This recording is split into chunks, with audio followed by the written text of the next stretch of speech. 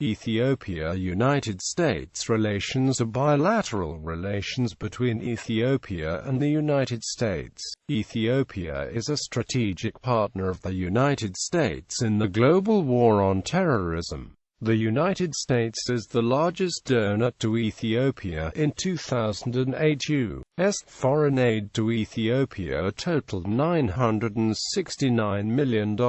In 2009, $916, with 2010 estimated at $513 and $586 requested for 2011. U.S. development assistance to Ethiopia is focused on reducing famine vulnerability, hunger, and poverty, and emphasizes economic governance and social sector policy reforms. Some military training funds, including training in such issues as the laws of war and observance of human rights, also are provided. Recently, the Ethiopian government has been criticized for severe human rights violations. According to Human Rights Watch, the aid given by the United States is being abused to erode democracy in Ethiopia. The current ambassador of Ethiopia to the United States is Guillermo Biru. He is also accredited to Canada and Mexico. Principal U.S. officials include Ambassador Donald Y. Yamamoto and Deputy Chief of Mission Deborah Malik. The U.S. Embassy in Ethiopia is located in Addis Ababa. According to the 2012 U.S. Global Leadership Report, 54% of Ethiopians approve of U.S. leadership, with 8% disapproving and 38% uncertain. 20th-century relations. U.S.-Ethiopian relations were established in 1903, after 9 days of meetings in Ethiopia between Emperor Menelik II and Robert P. Skinner, an emissary of President Theodore Roosevelt. This first step was augmented with treaties of arbitration and conciliation signed at Addis Ababa 26 January 1929.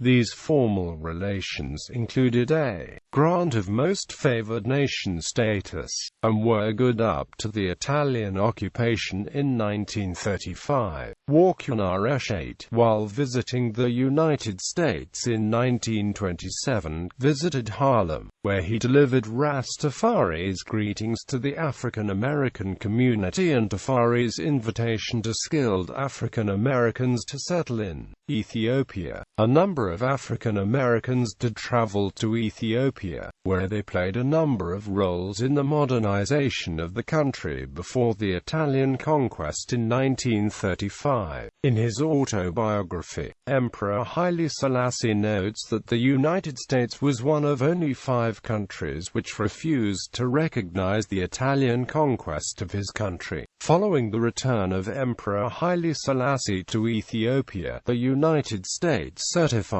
Ethiopia for participation in Lend-Lease. This was followed on 16 May 1944 by the arrival of what was later called the Fellows Mission, led by James M. Landis. Another significant event transpired in January 1944, when President Franklin Roosevelt met personally with Emperor Haile Selassie aboard the Quincy in the Great Bitter Lake of Egypt. Although no matters of substance were resolved, the meeting both strengthened the emperor's already strong predilection towards the United States, as well as discomfited the British, who had been at odds with the Ethiopian government over the disposition of Eritrea and the Ogaden. These ties were strengthened with the signing of the September 1951 Treaty of Amity and Economic Relations. In 1953, a further 2 agreements were signed: a mutual defense assistance agreement, under which the United States agreed to furnish military equipment and training, and an accord regularizing the operations of a U.S. communication facility at Asmara, Kagnya Station.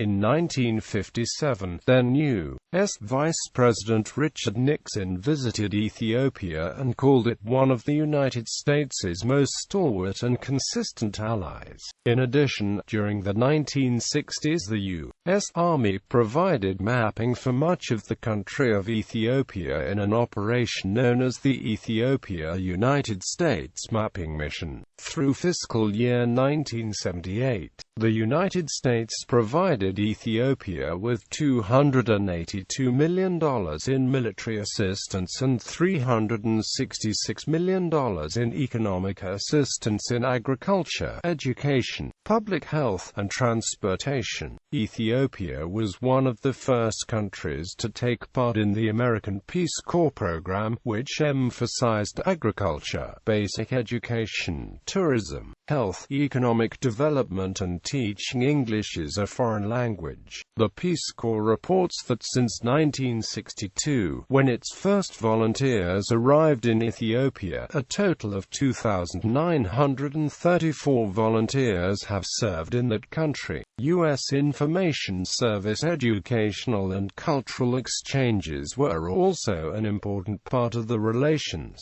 Mengistu regime. After the Ethiopian Revolution, the bilateral relationship began to cool due to the Derg's linking with international communism and U.S. revulsion at the junta's human rights abuses. The United States rebuffed Ethiopia's request for increased military assistance to intensify its fight against the Eritrean secessionist movement, and to repel the Somali invasion. The International Security and Development Act of 1985 prohibited all U.S. economic assistance to Ethiopia with the exception of humanitarian disaster and emergency relief. In July 1980, the U.S. ambassador to Ethiopia was recalled at the request of the Ethiopian government, and the U.S. Embassy in Ethiopia and the Ethiopian Embassy in the United States were headed subsequently by charges d'affaires. Post-Mengistu regime. With the downfall of Mengistu Haile Mariam, U.S.-Ethiopian relations improved as legislative restrictions on non-humanitarian assistance to Ethiopia were lifted. Diplomatic relations were upgraded to the ambassadorial level in 1992. Total U.S. government assistance, including food aid, between 1991 and 2003 was $2.3 billion. During the severe drought year of 2003, the U.S. provided a record $553.1 million in assistance, of which $471.7 million was food aid. 21st Century Relations. U.S. Congress legislation. The U.S. Congress, however, has set conditions over the objections of the Bush administration. In October, the House of Representatives passed the EDA banning military aid for other than counterterror and peacekeeping unless Ethiopia improves its human rights record. The bill seeks to restrict U.S. military aid for any purpose other than counter-terrorism and peacekeeping purposes. If the president certifies that all political prisoners have been released and an independent media can function without excessive interference, full, normal military aid can resume. The U.S. will provide around $300 million of aid to Ethiopia this year, but it is unclear how much will be affected by the bill, which also exempts humanitarian, health care and emergency food assistance. It would restrict security assistance and impose travel restrictions on Ethiopian officials accused of human rights violations unless Ethiopia met the conditions. Although the legislation would give the president a waiver to prevent such measures from taking force, the bill still has to pass the Senate before being presented to the administration. The act also exempts counter-terrorism, peacekeeping operations and international military training from any funding restrictions, a reflection of Ethiopia's military capabilities and its perceived role as a source of stability in the volatile Horn of Africa. Global War on Terror. Ethiopia is an important country to the United States in the global war on terrorism. The Pentagon needs Ethiopia and its intelligence service to counter the influence of al-Qaeda fighters in the neighboring Somalia. The CIA allegedly used Ethiopia as a base for black sites to secretly interrogate undeclared prisoners in the global war on terrorism. Human rights violations. Human rights groups have accused the United States of giving Ethiopia's Prime Minister Meles Zenawi a free rein to abuse his own people. In April 2010, Human Rights Watch published a report which accused Zenawi's ruling party Ethiopian People's Revolutionary Democratic Front of having total control of local and district administrators to monitor and intimidate individuals at household level. The report author Ben Rawlins also said that Meles is using aid to build a one-party state, and accused foreign governments of having colluded in eroding civil liberties and democracy by letting their aid be manipulated by Zenawi. The Ethiopian government has denounced the report as outrageous. Human rights violations in Ethiopia have created a strain in the two countries' relations. Jende Fraser, head of U.S. African Policy as Assistant Secretary of State for African Affairs at the Bureau of African Affairs, spoke of unprecedented agreements between the Ethiopian opposition and government, which she said were a monumental advancement in the political environment. Examples she gave included reform of the National Election Board of Ethiopia and a new code of conduct for the press. But she added that the U.S. had raised strong concerns about human rights violations.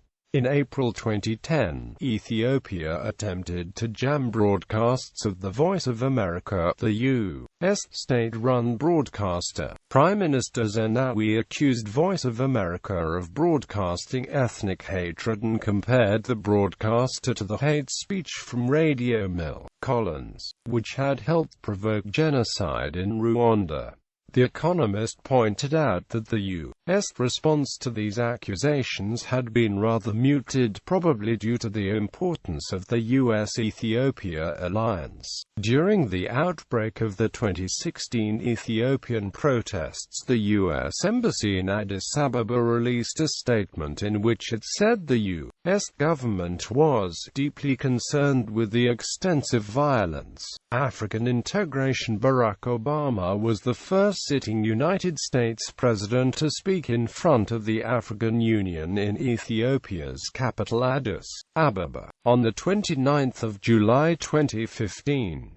With his speech, he encouraged the world to increase economic ties via investments and trade with the continent, and lauded the progresses made in education, infrastructure and the economy. But he also criticized lacks of democracy and leaders who refused to step off discrimination against minorities and corruption. He suggested an intensified democratization and free trade to significantly increase living quality for Africans.